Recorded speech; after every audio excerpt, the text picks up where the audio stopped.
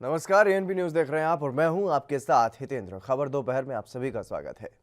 महाराष्ट्र के मुंबई में निसर्ग चक्रवात को देखते हुए हाई अलर्ट जारी किया गया है और वहीं समुद्री इलाकों में धारा 144 भी लागू कर दी गई है ताकि कोई भी समुद्र के आसपास न जा सके। और मौसम विभाग का यह कहना है कि चक्रवात 160 किलोमीटर प्रति घंटा की रफ्तार से मुंबई के पालघर थाने और रायगढ़ जिलों में हिट कर सकता है। इसी को देखते हुए जाने माने बॉलीवुड अभिनेता अक्षय कुमार ने लोगों से अपील की है। क्या कुछ कहा है उन्होंने, आपको सुनवाते हैं।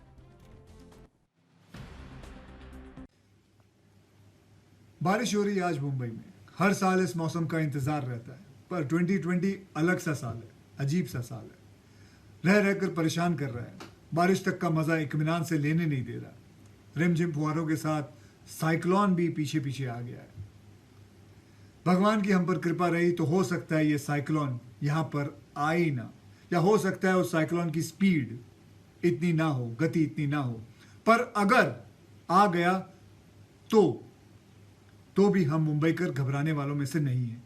अपनी सुरक्षा की तैयारी में जुट चुके हैं। हाँ, कुछ जरूरी कदम है जो बीएमसी ने पूरी लिस्ट तैयार कर रखी है, बस पालन करेंगे और एक और तूफान से डट कर लड़ेंगे। सबसे पहले घर से बाहर ना निकलें, समुद्र किनारे ना जाएं, बाहर हैं तो सुरक्षित जगह पर शरण लें, पेड़ के नीचे खड़े ना हो, कमजोर इमारतों में शरण ना लें, घर में जरूरत ना हो तो गैस इलेक्ट्रिसिटी बंद करें, बंद रखें। घर के आसपास कोई हल्की लूज चीजें हो जैसे बालकनी में रखे हुए गमले तो कस के बांध कर रखें, या गमलों को घर में रखें। कैंडल, मोमबत्ती, टॉर्च, खाने का छोटा मोटा सामान तैयार रखें। कोई भी दिक्कत हो तो 1916 पे कॉल करके बीएमसी से सहायता मांगे। 1916। सभी प्रिकॉशन को फॉलो करें। अफवाह पर विश्वास ना करें, ना बिना जांच फॉरवर्ड करें किसे। सबसे इंपॉर्टेंट चीज, डरे नहीं, डटे रहें। तूफान ही तो है, आपके सहयोग और समझदारी से यह भी टल जाएगा। धन्यवाद। चक्रवाती तूफान निसर्ग को देखते हुए गुजरात के वलसाड और नवसारी जिलों में समुद्र तट के पास रहने वाले करीब 43,000 लोगों को अब तक सुरक्षित स्थानों पर पहुंचा दिया गया है। एनडीआरएफ की 13 टीमों और राज्य आपदा प्रतिक्रिया बल एसडीआरएफ की 6 टीमों को अलग अलग स्थानों पर तैनात किया गया है। और चक्रवात निसर्ग तेजी के साथ महाराष्ट्र के अलीबाग की तरफ बढ़ रहा है और ऐसे में बताया जा रहा है कि फिलहाल गुजरात के लिए यह चक्रवात खतरा नहीं है, लेकिन दक्षिणी गुजरात के तटवर्ती क्षेत्रों में इसका प्रभाव देखने को मिल सकता है। और इसी कड़ी में देखिए गुजरात के अहमदाबाद से हमारे संवाददाता पारस राठौड़ की यह खास रिपोर्ट। 3 तारीख को लेकर सरकारों ने अलर्ट मोड पर रखा था कि आज निसर्ग जो हवामान विभाग की ओर से अवगत करा गया 3 तारीख को जो बहुत बड़ा एक तूफान आने वाला है वो आज 3 तारीख है। तो और खास करके गुजरात समुद्री तट से जो लोगों को वहाँ से स्थानांतरित कर दिया गया है। और इसी वक्त हम अहमदाबाद में हैं, लेकिन अहमदाबाद में ऐसी कोई स्थिति नहीं है। लेकिन वहाँ सूत्रों की माने तो वहाँ के लोगों का कहना है कि समुद्री तट से लोगों को वहाँ हटाया जा रहा है और वहाँ से 108 की गाड़ियां हैं जो वहाँ तैनात है और एनडीएफसी की जो टीम है वो भी तैनात है। और जिला कलेक्टर को अवगत करवा दिया है कि अगर 24 घंटे में ऐसा कोई कुछ होता है तो 24 घंटे में तमाम जो सरकारी अधिकारी है उनको अलर्ट मोड पर रखा जाए, ताकि अगर ऐसी कोई बड़ी जनहानि घटना घटती है तो तुरंत उस पर एक्शन ले जाएगा।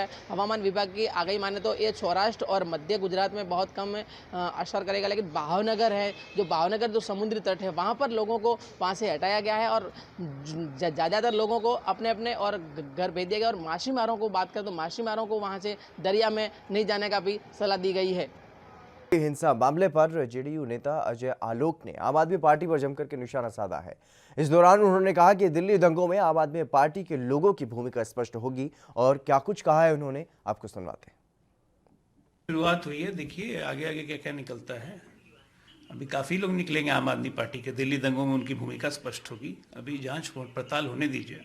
देखिए ये कोविड का मामला है, साथ में धार्मिक भावना भी जुटी हुई है। तो इस तरह के मामलों में जो एडमिनिस्ट्रेशन फैसला करे उसी को अंतिम फैसला माना जाना चाहिए, क्योंकि ये लोक स्वास्थ्य से जुड़ा हुआ मामला है। तो धार्मिक चीज़ों को इसमें तरजीह देने की आवश्यकता नहीं है। नहीं, कोविड से लड़ाई हम बहुत अच्छी तरीके से कर रहे हैं, इसमें कोई शक नहीं है कि हमारी मृत्यु रेट कम है, हमारी रिकवरी रेट अच्छी है, लेकिन हमारा संक्रमण भी रोज़ दिन 8,000 से ऊपर जा रहा है। ये हमारे लिए चिंता का विषय है। आइए जन जागरण फैला के, जनता के बीच जागरूकता फैला के तभी इसको हम रोक पाएंगे। जब तक हम संक्रमण नहीं रोकेंगे तब तक इन सब चीज़ों का कोई मतलब नहीं है। हमें संक्रमण को हर हालत में रोकना है, अब जनता के द्वारा ही ये संभव है। और इस समय कोरोना के समय लोगों का उत्साह वर्धन किया है। भारत को आत्मनिर्भर बनना है तो मेड इन इंडिया भी होना चाहिए, मेक इन इंडिया भी होना चाहिए एंड मेड फॉर वर्ल्ड होना चाहिए। हम लोग की सबकी इच्छा ये होनी चाहिए कि जिस तरह से चाइनीज सामान आज की तारीख में विश्व के हर देश में है, उसी तरह आने वाले 5 सालों में भारतीय सामान विश्व के हर देशों में हो, तभी हम अपना ये लक्ष्य पूरा करेंगे। आरजेडी नेता तेजस्वी यादव ने मजदूरों और कोरोना को लेकर के सरकार पर जमकर निशाना साधा है। उन्होंने कहा कि आने वाले दिनों में कोरोना के मामले बढ़ सकते हैं और बिहार की स्थिति और भी खराब हो सकती है। अगर व्यवस्था ठीक होती तो मजदूर जो हैं पैदल चल के नहीं आ रहे होते। ये तो सरकार कह रही थी कि हम जो है पूरी व्यवस्था कर रखे हैं आने के लिए, लोग भूखे हैं, प्यासे हैं। अब जो है क्वारंटाइन सेंटर्स को जो है बंद कर दिया गया है। एक बात हम लोगों को समझने की ज़रूरत है कि आने वाला जो 1-2 महीना जो है बहुत ही क्रूशियल है, बिहार के लिए सबसे ज़्यादा महत्वपूर्ण है। जिस दौर में सरकार को गंभीर होकर के और कदम उठाने चाहिए थे, वहीं देखने को मिल रहा है कि क्वारंटाइन सेंटर जो है वो छोड़ दिया जा रहा है। लोगों को जो है रोड पे हैं, पैदल चल रहे हैं, उनको जो बसेस देनी चाहिए थी, प्रॉपर सोशल डिस्टेंसिंग का ख्याल रख करके उनको जो है ज़िले में पहुंचाने का काम करना चाहिए था, प्रॉपर जो है उनको खाना देना चाहिए था।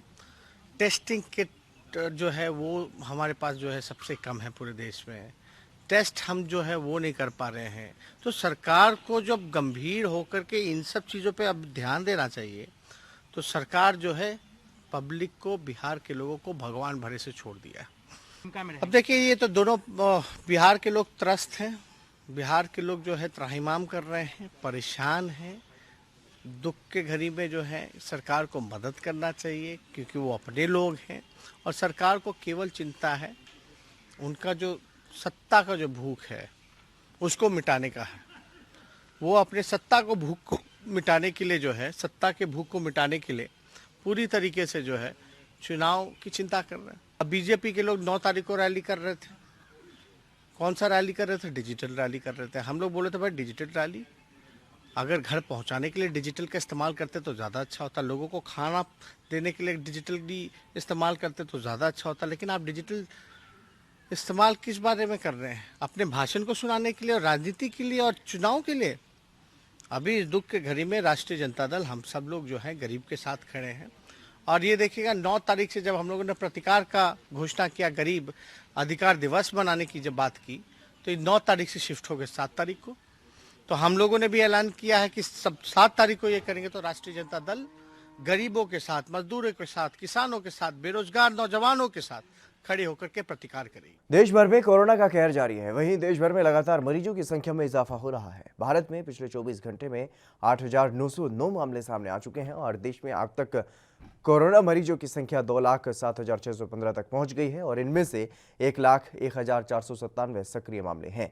वहीं 1,03,30 ठीक भी हो चुके हैं और इनमें से 5,815 लोगों की मौत भी हो चुकी है। बता दें कि देश में कोरोना से महाराष्ट्र सबसे अधिक प्रभावित हुआ है। राज्य में पिछले 24 घंटे में 2,287 नए मामले सामने आए हैं और 103 लोगों की मौत भी हुई है, जिसके साथ ही राज्य में इससे प्रभावित होने वाले लोगों की कुल संख्या बढ़कर के 72,300 और इस जानलेवा विषाणु से मरने वालों की संख्या बढ़कर के 2,465 तक पहुंच गई है। इस दौरान राज्य में 1,225 लोग रोग मुक्त हुए हैं और जिससे स्वस्थ होने वालों की कुल संख्या 31,333 हो गई है।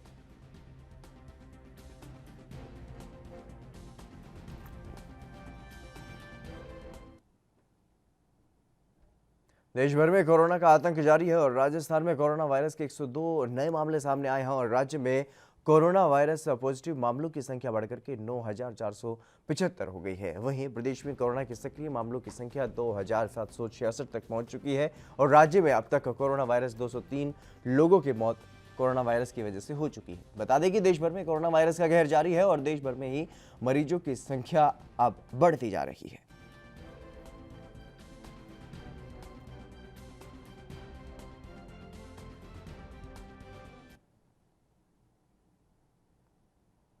हरियाणा के फरीदाबाद में कोरोना के 13 नए मामले सामने आए हैं। बता दें कि जिले में कुल मामलों की संख्या 498 तक पहुंच गई है और साथ ही 204 मरीजों का अस्पताल में यहां पर इलाज चल रहा है और 115 मरीजों को होम आइसोलेशन पर रखा गया है।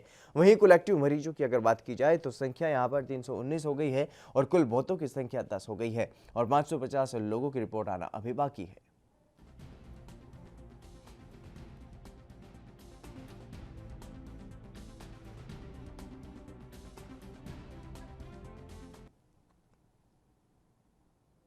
यूपी के हरदोई में फिर से कोरोना के मामले सामने आने लगे हैं और दरअसल जिले में कोरोना के 16 नए मामले सामने आए हैं।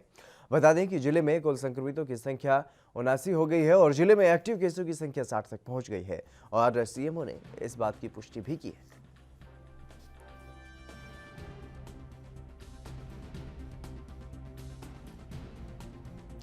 कोरोना के 16 नए मामले सामने आए हैं यूपी के हरदोई में।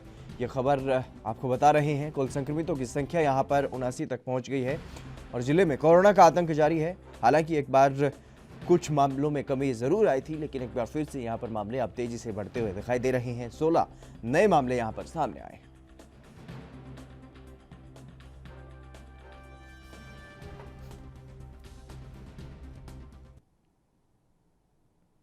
चलिए फिलहाल रुकेंगे एक छोटे से ब्रेक के लिए, जल्द हाजिर होंगे।